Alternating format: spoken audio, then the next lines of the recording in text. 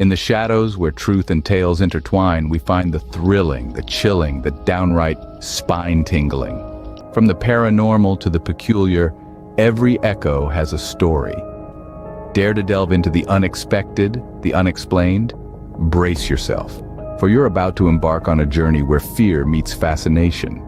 Stay tuned if you dare, for stories that will make your heart race and your mind ponder. Welcome to the realm of the eerie, the realm of the unknown. And remember, like and subscribe, if you dare. It was a crisp autumn afternoon when the phone rang. It was the sheriff from Oak Haven, a small town bordering an age-old forest. The sheriff's voice was strained and distraught as he relayed the grim news of a missing child. A 6-year-old boy named Tommy had vanished into the dense wilderness during a camping trip with his father. The boy's disappearance had sent ripples of dread throughout the small community, and the sheriff, an old friend of mine, was calling for my help. As an FBI agent, I had seen my fair share of chilling cases, yet this one seemed different, carrying an undertone of something ancient and malevolent. The forest, a sprawling expanse of towering trees and thick undergrowth, had always been shrouded in local folklore and tales of strange occurrences. Now it seemed it had swallowed up a child.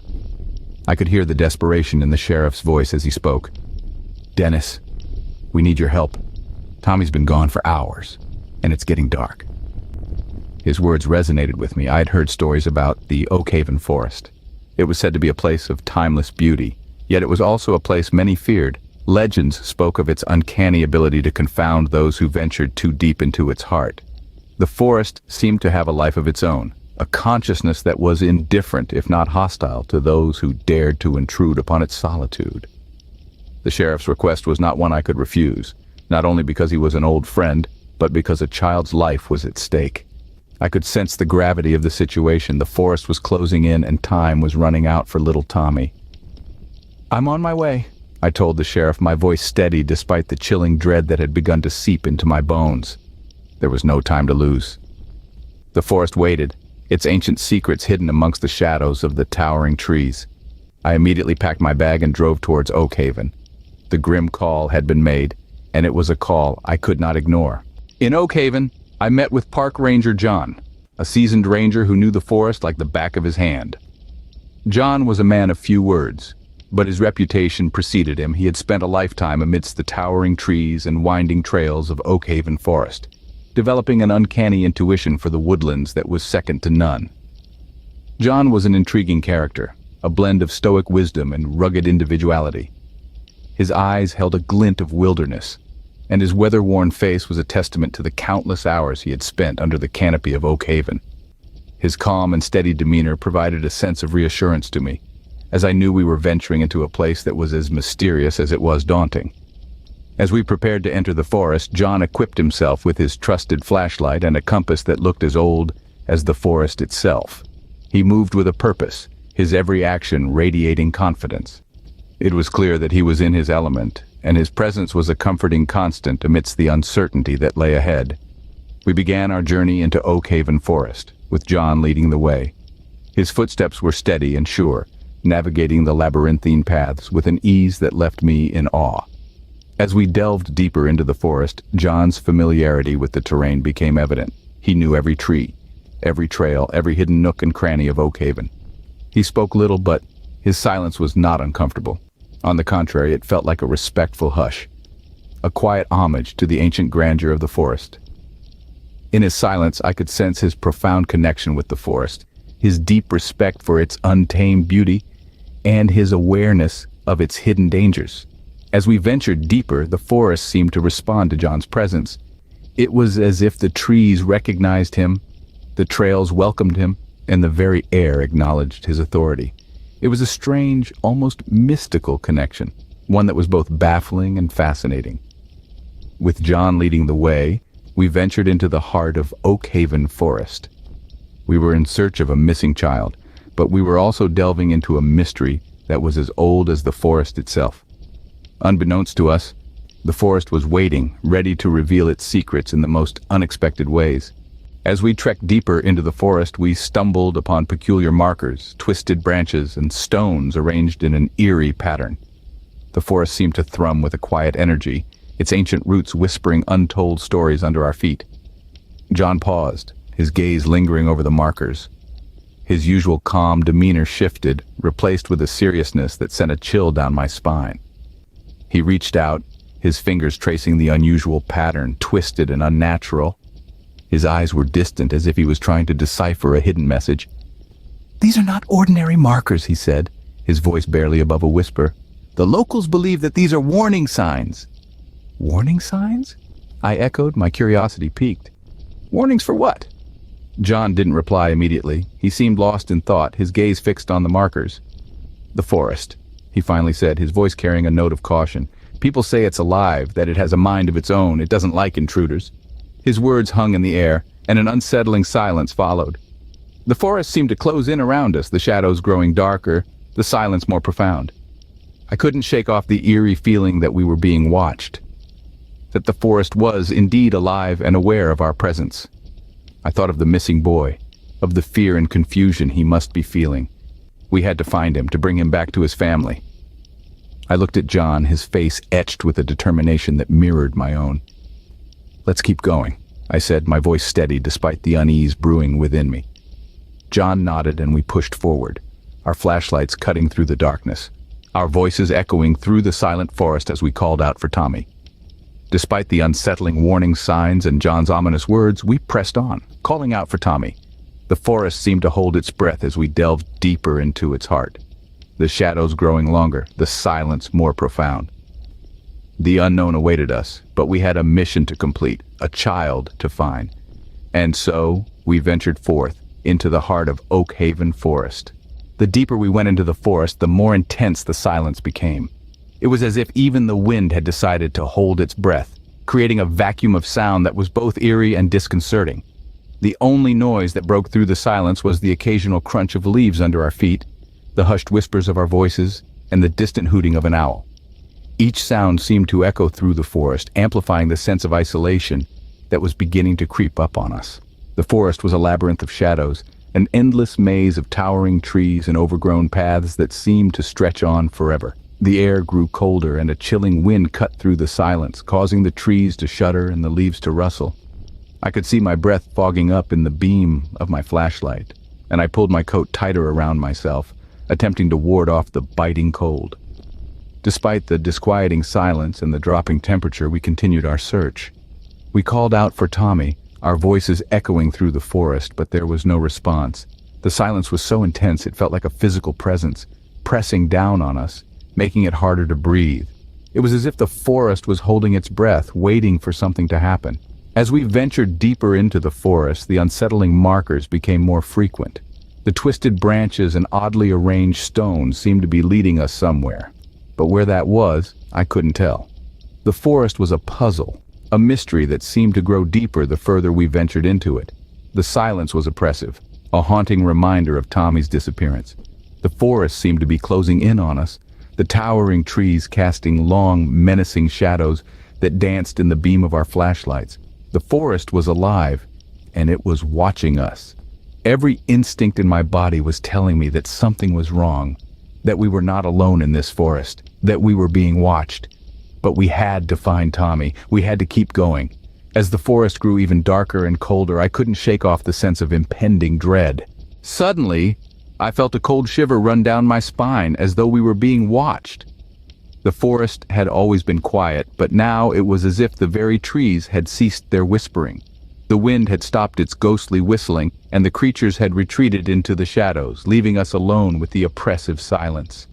The only sounds that remained were our own breaths, heavy with the weight of dread, and the crunch of leaves beneath our boots. Our flashlights seemed to dim, their beams swallowed by the inky darkness that surrounded us. The forest was alive, and I could feel its unseen eyes upon us, watching, waiting, studying our every move. John, who had been leading the way, suddenly halted. His flashlight dropped from his hand and rolled away, casting eerie shadows as it spun. He stood frozen, his eyes wide, and his face pale. I tried to ask him what was wrong, but my voice seemed to be stuck, as if the forest had stolen it away. The air turned colder, so much so that I could see my breath misting in the flashlight's beam. It was as if an icy hand had reached out from the forest's depths, brushing against my skin and sending shivers down my spine. I could feel the forest's unseen presence growing stronger, its silent gaze piercing through the darkness and into my very soul. I wanted to run, to escape the forest's watchful gaze and the chilling cold that seemed to seep into my bones. But I knew we couldn't leave. Not without Tommy. My thoughts turned to the missing boy, and I felt a surge of determination. We had to find him. I reached out and grabbed John's arm, shaking him out of his trance. "John," I urged, my voice barely above a whisper, "we need to keep moving." But John didn't respond. He stood there, his gaze fixed on something in the darkness, something I couldn't see. I turned to John, only to find him staring into the darkness, his face as white as a sheet. We reached a clearing. The moonlight, pale and eerie, spilled across the landscape, casting long, unsettling shadows. In the center of this clearing, an oddity caught our eyes. It was a doll, handcrafted and crude, made from twigs and leaves.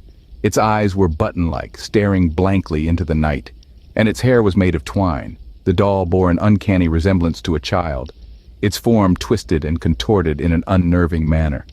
The sight of the doll sent chills down my spine, a shiver of foreboding that seemed to echo through the silent forest. John, ever the stoic, was visibly shaken. His voice trembled as he murmured, This is not right. It's a warning." The doll, the childlike figure formed of nature's scraps, was a message, a chilling premonition of what lay ahead. It was a symbol, a sign that we were treading on ground that didn't belong to us. Yet, despite the fear gnawing at our insides, we knew we couldn't turn back. We had a mission, a duty to find Tommy, and we couldn't let this ominous sign deter us. With our hearts pounding and our resolve steeled, we ventured deeper into Oak Haven. The forest seemed to close in around us, the trees whispering secrets in the wind, the leaves rustling in an unsettling symphony of nature's warnings. Yet we pressed on, our flashlights cutting through the darkness, our determination unwavering. The deeper we delved into the forest, the further we seemed to drift from the world we knew. The forest of Oak Haven was a realm of its own, a place where the boundaries between the natural and the supernatural seemed blurred. The sense of unease grew stronger with each passing moment, the forest's eerie ambience seeping into our bones. Despite the ominous warning, we continued our search for Tommy, the doll's haunting image etched in our minds. The forest's secrets seemed to echo around us, whispering tales of the unknown. But we were undeterred. We had a mission, and we wouldn't let fear stand in our way. This is not right. It's a warning." John's words echoed in my mind as we plunged further into the depths of Oak Haven. The forest's chilling warning, a constant reminder of the danger that lay ahead. Hours turned into an eternity, and exhaustion threatened to overtake us. The eerie silence of the forest was only broken by the crunching of leaves under our boots and the rustling of the wind through the trees. Then, as if a faint beacon in the dark, we heard it. A distant cry, a child's voice calling for help. It was Tommy. Our hearts pounded in our chests as we pushed through the underbrush, our flashlights slicing through the darkness. The cries led us to a small, overgrown clearing, and there, in the center, stood Tommy. His small form was trembling, his eyes wide with fear. The sight of him, so small and vulnerable, was a piercing contrast to the overwhelming darkness around us. Relief washed over us, a brief respite in this nightmarish ordeal. But this relief was short-lived. As we approached Tommy, we noticed his gaze was not on us. His eyes were fixed on something beyond us, something in the shadows. The air grew cold, the forest hushed as if holding its breath. An ominous presence filled the clearing, chilling our bones and causing the hairs on the back of our necks to stand on end. We turned to see what had captured the boy's attention, and were met with a sight that would forever be etched in our nightmares. Emerging from the shadows of the trees were figures, tall and gaunt, their faces hidden in darkness. They moved with an unsettling grace, their steps eerily silent. The moonlight seemed to shy away from them, casting their forms in an even deeper obscurity. The realization hit us like a cold wave. These were not ordinary beings. They were something much more ancient, much more malevolent. They were the spirits of Oak Haven, the guardians of this cursed forest, and we, intruders in their realm, had just caught their attention. They moved with an otherworldly grace, their steps eerily silent. This was the chilling realization we had as we stood, paralyzed by fear, in the heart of Oak Haven. The figures emerging from the forest shadows were not ordinary beings. Their tall, gaunt forms were shrouded in darkness, their faces obscured, but their presence was as palpable as the night air itself. These were the spirits of Oakhaven, entities as ancient as the forest they guarded. Their existence, woven into the very fabric of the woods, was a tale passed down through generations, a legend we had dismissed as mere folklore. But standing there, in their ominous presence, the truth became horrifyingly clear. These were not myths or ghost stories. These were the forest's guardians, its protectors, its ancient spirits. As they drew nearer, the air grew denser, heavy with their presence. The forest itself seemed to respond to them, the trees twisting and writhing in an eerie dance, leaves rustling in a chorus of whispers that echoed through the stillness. It was as if the forest was alive, breathing in rhythm with these spectral beings, its heartbeat pulsing with an ominous cadence that gripped us with an overwhelming sense of dread. The spirits surrounded us, their silence more terrifying than any sound. The only noise was the pounding of our hearts and the shallow, ragged breaths we dared to take. We were intruders in their realm, a fact made horrifyingly clear by their unwavering gaze. They were the true masters of Oakhaven, and we were mere trespassers, caught in their haunting vigil. The weight of their gaze was a clear message, a warning that echoed louder than any words. We were not welcome here. This was their domain, their sanctuary. They were the spirits of Oakhaven, the protectors of the forest, and we had trespassed on sacred ground. Fear clung to us like a second skin, a chilling reminder of the peril we were in. But beneath the fear was a determination, a resolve that hardened with every beat of our hearts. We had to escape, to find a way out of this ancient, cursed forest. As we stood there, surrounded by the spirits, one thing was clear. I knew that we were not welcome there. Tommy's cries had ceased, replaced by a haunting silence. I turned to John, and we shared a look of grim resolution. The spirits, embodiments of the ancient forest, were closing in, their presence palpable in the air around us. The time for action was now. We had to escape. Without a word, we took off, our flashlights slicing through the oppressive darkness. The forest came alive around us, the whispers of the spirits chasing us, echoing through the undergrowth. They seemed to be everywhere, their ethereal forms flitting between trees, their whispers like a chilling wind at our backs. But we didn't look back. We couldn't. We ran, our hearts pounding in our chests, the fear of the unknown fueling our desperate dash for freedom. Tommy was with us, his small hand clutching mine tightly. His fear was palpable, but he was brave, keeping up with our pace without a word of complaint. We were his only hope, and he was our motivation, the reason we were risking everything. We had to get him out of this haunted forest, away from the malevolent spirits of Oakhaven. The forest seemed endless, an eternity of shadows and whispers. But we didn't let it deter us. We ran, our breaths ragged, our muscles screaming in protest. But we couldn't afford to slow down. We kept going, the ominous presence of the spirits a constant reminder of the danger lurking behind us. And then, just when we thought we couldn't go any further, we saw it. A thinning of the trees, the faintest hint of moonlight filtering through, the edge of the forest. We pushed on, our last reserves of strength propelling us towards the light. The spirits were still behind us, their haunting whispers gradually fading as we left their domain. We didn't stop until we were clear of the forest, until we could no longer feel their oppressive presence. We reached the forest's edge, where the shadows receded, and the malevolent presence gave way to the light of the moon. We were free. But as we looked back at the dark expanse of Oakhaven Forest, we knew we would never forget the night we escaped its haunted depths. And so, our tale of the Campfire Horrors comes to an end. Until next time, sleep tight.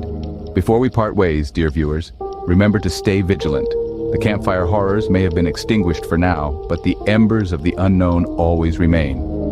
As you lay down to sleep tonight, don't forget the lessons from our tale. Safety is but a fleeting moment in a world of unseen. So if you've enjoyed this journey into the abyss, don't forget to ring that bell and smash that like button. Do it before the thing under your bed decides to pay you a visit.